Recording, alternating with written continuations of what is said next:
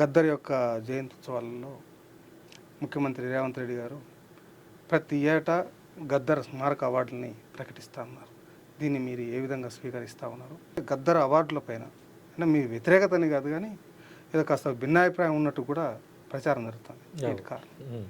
చెప్తా మొదలు అసలు గద్దర్ గారికి గత ప్రభుత్వంలో మేము ఎట్లయితే నిర్లక్ష్యానికి గురిపడ్డామో ఆయన మాత్రం అగౌరవానికి గురిపడ్డాడు.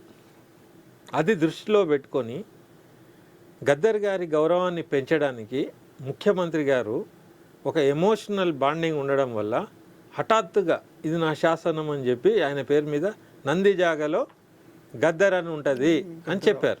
కానీ ముఖ్యమంత్రి రేవంత్ రెడ్డి గారికి ఆ బాండింగ్ ఉంది కనుకనే ఆయన చనిపోయిందని తెలిసిన తర్వాత ఇమ్మీడియట్లీ అంత్యక్రియలు అయిపోయేంత వరకు అక్కడే ఉన్నాడు.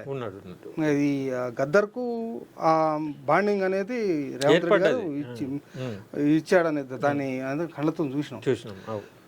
రేవంత్ రెడ్డి గారు కంప్లీట్ అక్కడే ఉండడంతో విధిలేక కేసీఆర్ గారు కూడా వెళ్ళారు. ఆ చర్చ బయట జరిగింది. అవును, కరెక్ట్. వీళ్ళు ఎల్బీ స్టేడియంలో డోర్లు తీయించి మరీ ఆడ పెట్టినరు. అంతకు ముందు వరకు నెగ్లెక్ట్ చేసినారు.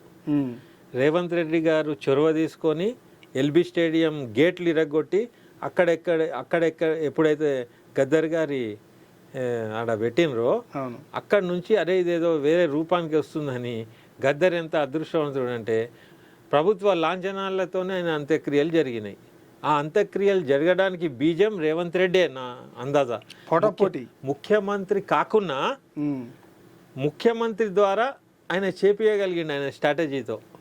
కాబట్టి ఆ క్రెడిట్ రేవంత్ రెడ్డి గారికే పోతుంది. ఆ బాండింగ్ గద్దర్తో ఆ బాండింగ్ అనేది రేవంత్ రెడ్డి గారికి ఉందనేది మనకు దాన్ని బట్టి అర్థమవుతాం. అందుకే ఈ అవార్డులు కూడా నంది అవార్డులు గద్దర్ అవార్డులుగా అన్నాడు.